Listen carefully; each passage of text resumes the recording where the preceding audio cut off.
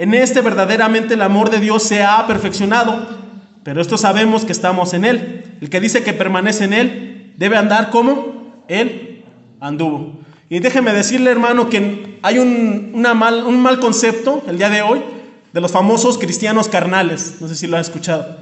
Y no es que dice, no, él es cristiano, pero es carnal.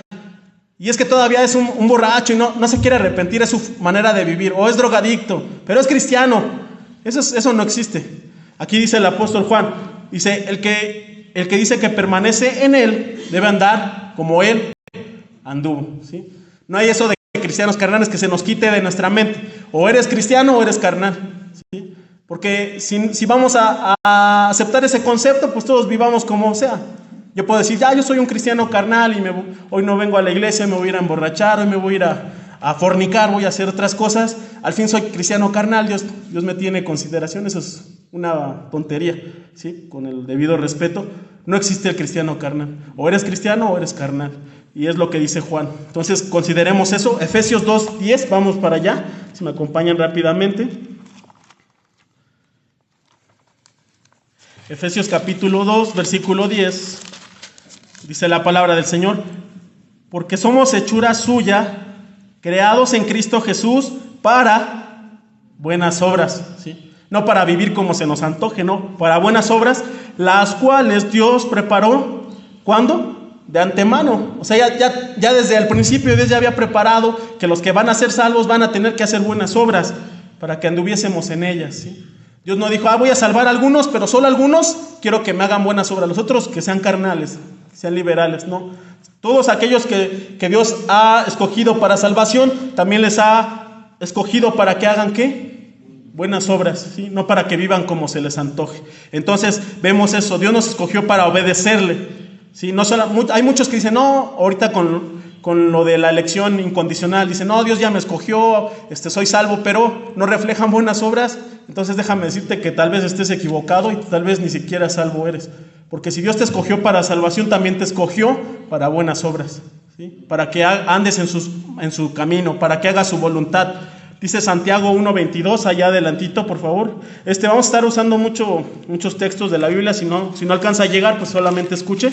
Santiago 1:22 dice la palabra de Dios: pero sed hacedores de la palabra, y no tan solamente oidores, engañándose o engañándoos a vosotros mismos, ¿no? Engañándose a ustedes mismos.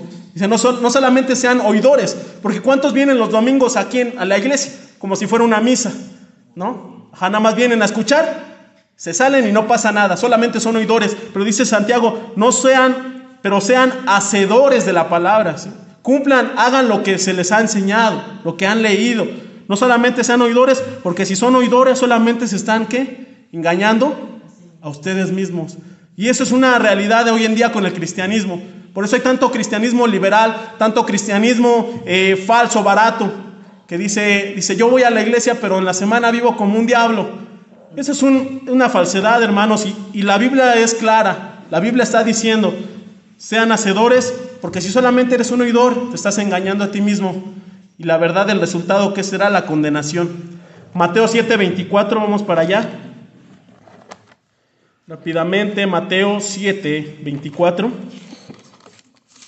Continuando con nuestro texto, que es el 21, 22 y 23, nuestros versículos lema de este mensaje. Después Jesús continúa con el 24 y que dice: cualquiera, pues, que me oye estas palabras y las hace, ¿sí? No solamente las oye, sino también las pone en práctica.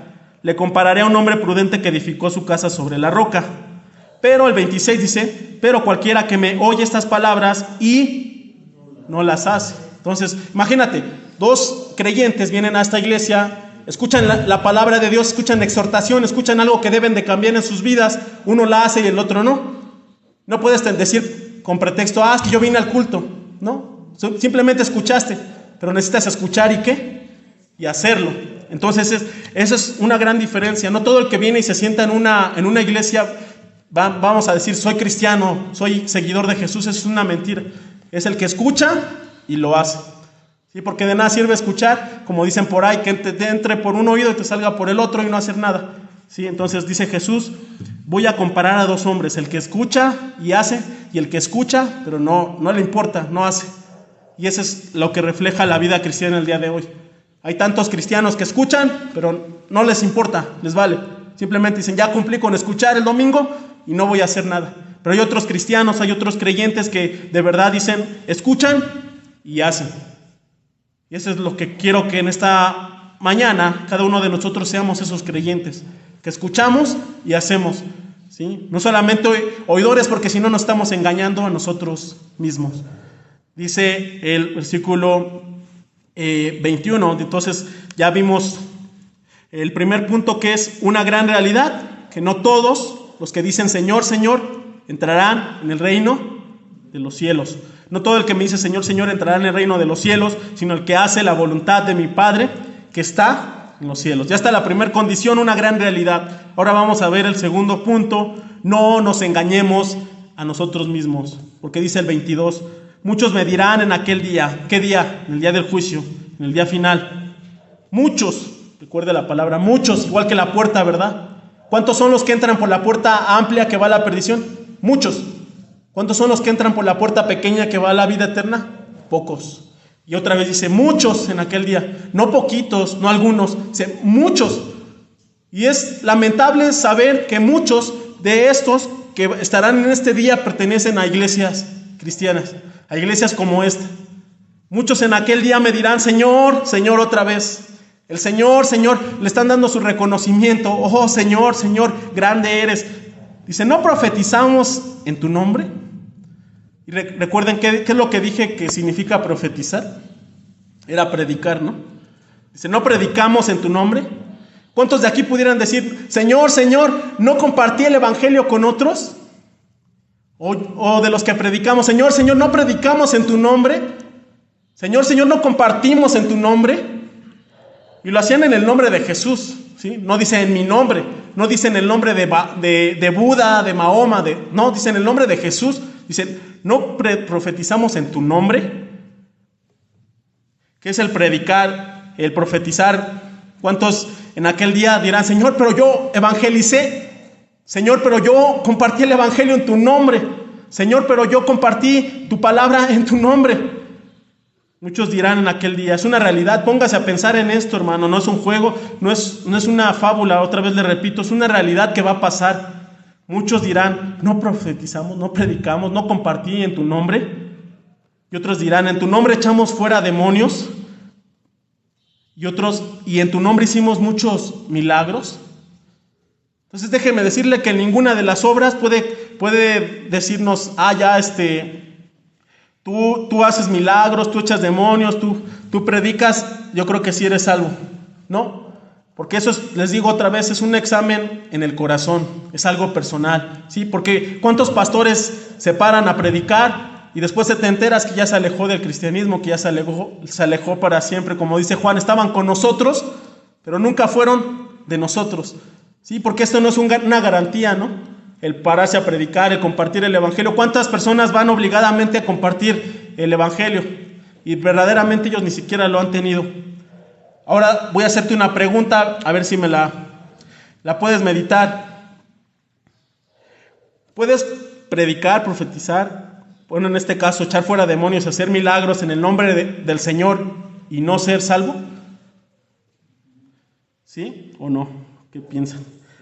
Pues sí se puede, y ahorita voy a dar un ejemplo de alguien que lo hizo, de algunos que lo hicieron y ni siquiera fueron salvos. El mayor de ellos, el que creo que todos conocen, es uno de los 12 discípulos, se llamaba Judas. ¿Sí? Vamos a Juan, capítulo 9.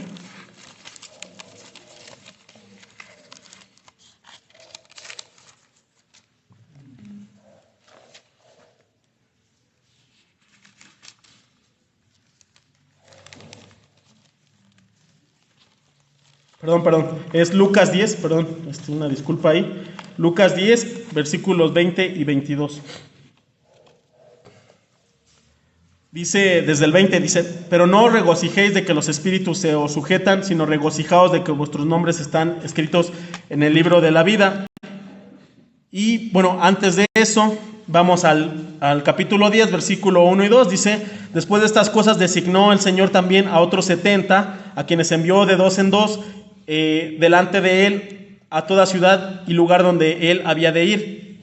Entonces él envió a 70 y también más, ahora sí que un capítulo anterior, el capítulo 9, versículo 1, dice: habiendo reunido ¿a quién? A sus 12 discípulos, ¿no? No dice a los 11 y Judas se coló, ¿no? Sino a los 12.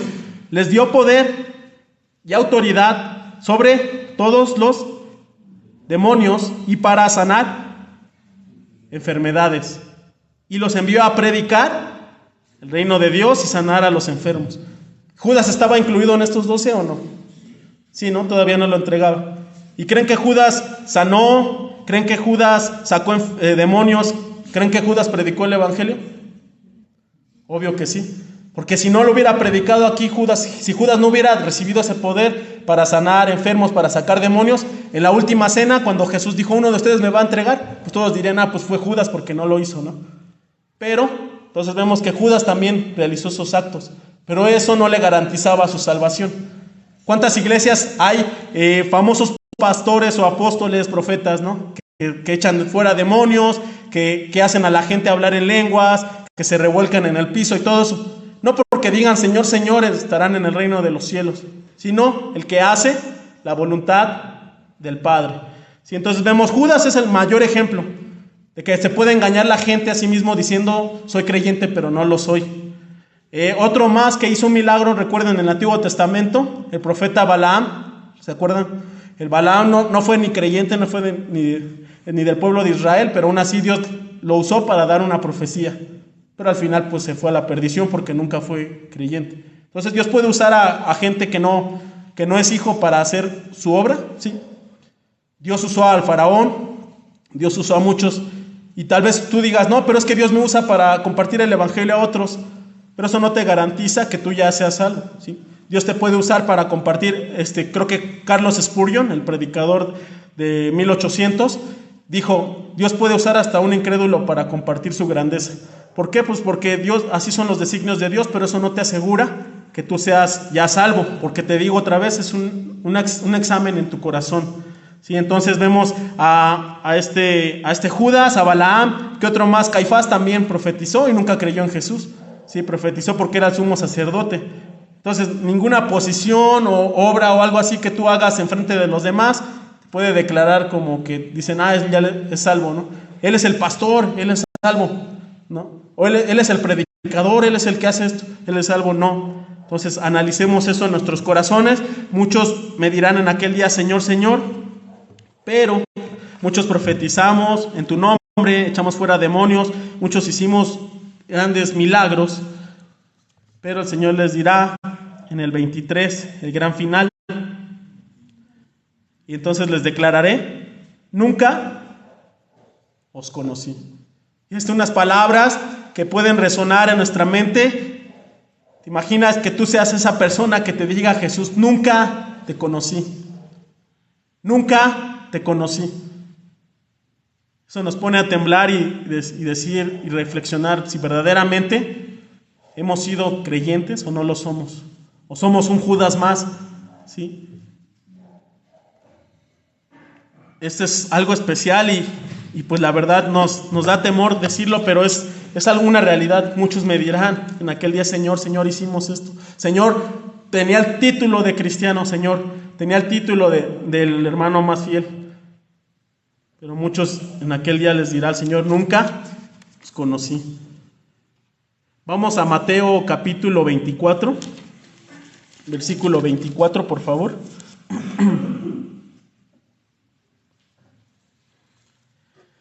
Dice: porque se levantarán falsos cristos y falsos profetas, ¿no? Falsos predicadores, y harán grandes señales y prodigios, de tal manera que engañarán, si fuere posible, aún a los escogidos, pero no es posible que engañen a los escogidos, ¿sí? Pero engañan a los que no lo son. Y hacen grandes prodigios y milagros, ¿sí? ¿Cuántas veces te has preguntado: pero por qué fulano de tal hace una oración y se sana a la gente, ¿no? O por qué este pastor viene con un saco y les pega y se sanan? Porque hay un poder también sobrenatural en esta tierra que no es de Dios. Y es el poder de Satanás, el poder del maligno. También tiene un poder milagroso. Recuerden aquella vez que Moisés se enfrentaba al faraón, ¿qué hacían los brujos y los hechiceros? Repetían lo mismo, ¿no? Entonces hay un poder también en esta tierra, no nos dejemos engañar. No todo el que dice Señor, Señor es un cristiano genuino, tendrá la vida eterna. ¿Qué otra cosa más podemos ver aquí en Juan capítulo 10?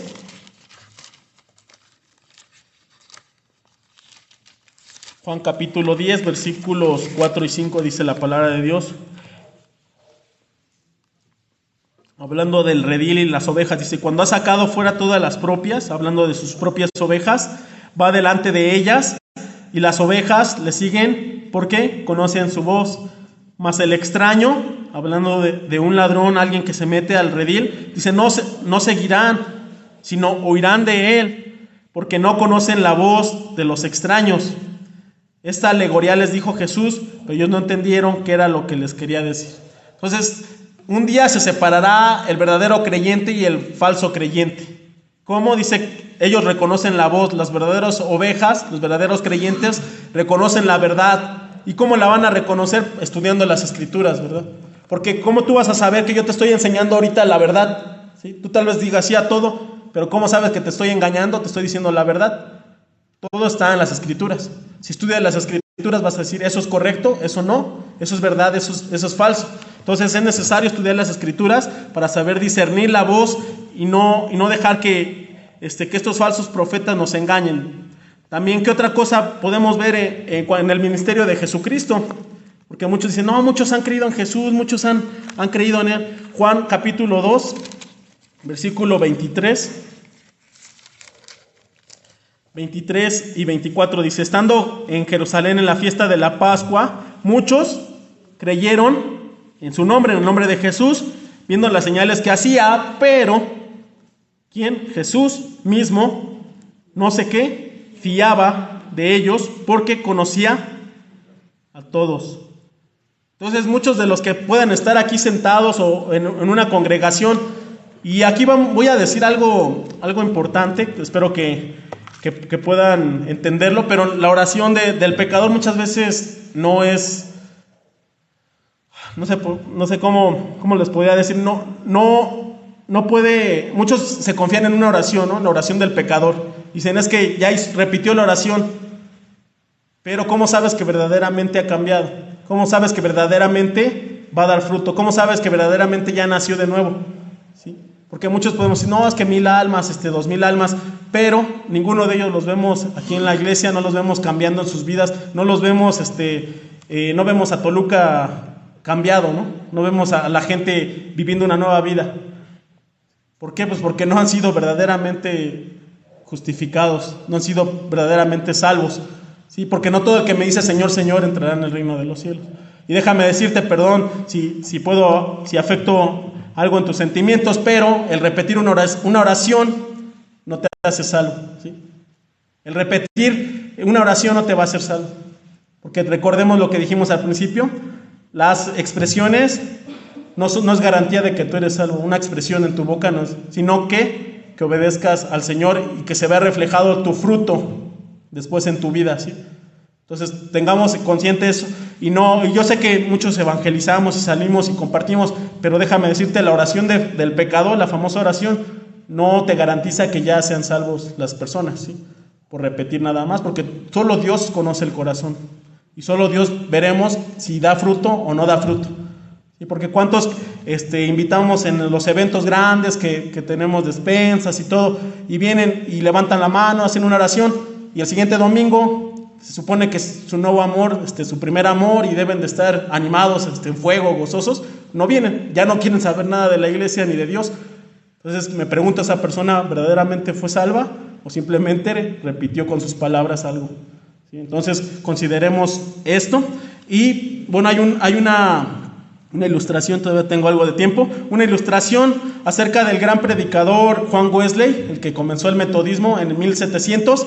Dice que él había viajado a Estados Unidos, él era de Inglaterra y viajó a Estados Unidos a compartir el evangelio, ¿no? Hizo como una tipo campaña de evangelización, pero pues fracasó, la verdad, venía muy desanimado en el barco, y ya venía, y de ahí se encontró con unos hermanos que en ese tiempo eran los moravos, que fueron los primeros misioneros que existieron, y dice que estaban todos en el barco, y que comenzó el alta mar y la tormenta, y el barco empezó a moverse muy, muy fuerte, y pensaban que iban a morir, y Juan Wesley estaba en su cama llorando y diciendo, ay, me voy a morir, pero vio a los hermanos moravos que estaban alabando al Señor, cantando, estaban gozosos, y les preguntó, oye, ¿por qué hacen esto si vamos a morir? Y le dijo uno de los moravos, le dijo, ¿el Señor es tu Salvador? Y Juan Wesley le dijo, yo sé que es el Salvador del mundo, yo sé que es el Salvador. Le dijo otra vez el moravo, ¿pero es tu Salvador? Y eso le quedó reflexionando a Juan Wesley, y se dio cuenta que no era todavía salvo, que no había conocido a su Salvador. Predicaba, daba campañas y todo, pero no había sido regenerado, no había sido salvado. Y en ese momento se arrepintió y creyó, y después de ahí se acabaron los fracasos. Fue uno de los grandes predicadores de los años 1700. Si gustas buscar su historia después en el internet, es una historia impactante. Pero ¿cómo le tuvo que pasar esto para darse cuenta que en realidad no era salvo? ¿Y cuántos de nosotros, a veces en situaciones así, Dios nos pone para darnos cuenta si somos o no somos, ¿sí? Si estamos con Él o no lo estamos? Porque cuando está todo bien, aquí puede estar lleno, pero cuando vienen las dificultades es cuando se va a ver si estábamos o no estábamos en Él. Y vamos al punto final, el final fatal para todos los que dicen Señor, Señor, pero no entrarán en el reino de los cielos. Dice versículo 23, entonces les declararé una gran realidad para que tengamos en cuenta. Es una profecía del Señor Jesús que va a pasar. Nunca os conocí. Y aquí la palabra conocer en el griego es ginosko, que quiere decir conocer íntimamente, conocer personalmente. A veces en la palabra de Dios a veces se usan eufemismos para no decir las cosas tan fuerte, ¿no? Por ejemplo, el tener relaciones sexuales. En ese tiempo no la querían decir tan fuerte, entonces decían conocer. Y un ejemplo de eso es en Lucas 1:34. Vamos para allá, nada más para que entiendan el sentido de esta palabra. Lucas 1:34.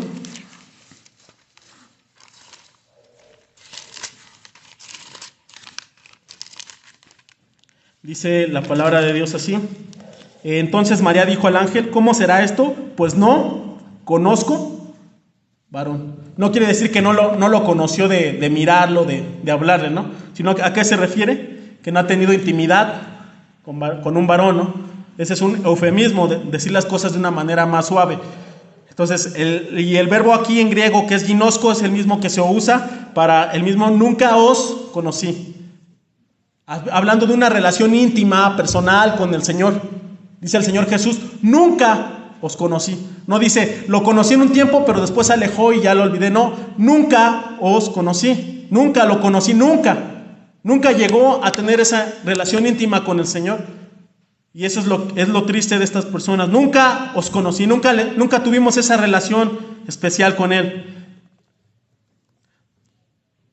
Y después viene el final trágico y fatal. Apartaos de mí, hacedores de maldad. ¿Y qué se refiere a apartados de mí? Así como lo dijo Jesús en otro versículo, al fuego eterno malditos. ¿Te imaginas esa escena? Todos aquellos que estuvieron domingo tras domingo, servicio tras servicio, sentados en una iglesia creyendo que sí lo eran, y al final el Señor les diga, apartados de mí, fuera de aquí, largo, hacedores de maldad. ¿Y cómo nosotros nos damos cuenta? Dijimos por los frutos, y también aquí el Señor da otra clave, que es hacedores de maldad. ¿Cuántos aquí hemos pecado? Todos, ¿no? Pero hay una diferencia entre cometer y caer en pecado a practicar el pecado, y eso se refiere ahí, hacedores de maldad. Y es lo que les digo, muchas veces uno se cree cristiano, pero si sigue practicando el pecado no lo es, porque el cristiano ya no practica el pecado continuamente sin que le pase nada, sin que se arrepienta, sin que sienta ningún remordimiento en su vida. Vamos rápidamente, ya se nos está acabando el tiempo, entonces para terminar, vamos rápido a 1 de Juan, capítulo 2. Primera de Juan capítulo 2, versículo 18 y 19. Hijitos, ya es el último tiempo, y según vosotros oísteis que el anticristo viene, así ahora han surgido muchos anticristos. Por esto conocemos que es el último tiempo, ¿sí? El anticristo es aquel que está en contra de Cristo. Y después dice, ¿de dónde salieron estos anticristos? 19. Salieron de nosotros, pero no eran de nosotros, no eran de la iglesia. Estaban en la iglesia, pero no eran en la iglesia, porque si hubieran sido de nosotros, habrían permanecido con nosotros, pero salieron para que se manifieste que no todos son de nosotros. No todos los que se hacen llamar cristianos y están en una congregación son de nosotros, de los creyentes, de los que hemos sido santificados, de los que hemos sido salvados. Eso tengámoslo en cuenta. ¿Qué otra cosa podemos ver en cuanto a los hacedores de maldad? Primera de Corintios 12:3. Primera de Corintios capítulo 12, versículo 3. Por tanto, os hago saber que nadie que hable por el Espíritu de Dios llama anatema a Jesús, y nadie puede llamar a Jesús sino por el Espíritu Santo. Y aquí dice llamar, no es nada más decir, Jesús, no, sino nadie puede estar en una conexión, una intimidad con Jesús, si no es ¿por quién? Por el Espíritu Santo. Entonces todos aquellos que verdaderamente son salvos tienen una intimidad, una conexión, una experiencia personal realmente con Jesús, aquellos que el Espíritu Santo mora en ellos. Entonces vemos que dice, apartados de mí a la condenación eterna. Déjame decirte que las personas más miserables no es el borrachito que está allá afuera. Las personas más miserables en este mundo no serán los homosexuales que se están manifestando. Las personas más miserables no serán los asesinos que están en la cárcel, sino serán aquellos que se creyeron, valga la redundancia, creyentes en una iglesia, que profesaron según ser cristianos, pero no lo fueron en aquel día del juicio. Esas personas serán las más miserables, porque escucharon el Evangelio, estuvieron aquí, estuvieron presentes, pero nunca estuvieron con Jesús. Y eso es una realidad, una tristeza. Por eso les dije, este mensaje es duro, este mensaje es difícil. ¿Y por qué lo predico en este primer domingo del año? Porque quiero que cada uno de nosotros estemos seguros. Así que comencemos el año bien, si verdaderamente somos de Jesús o no lo somos.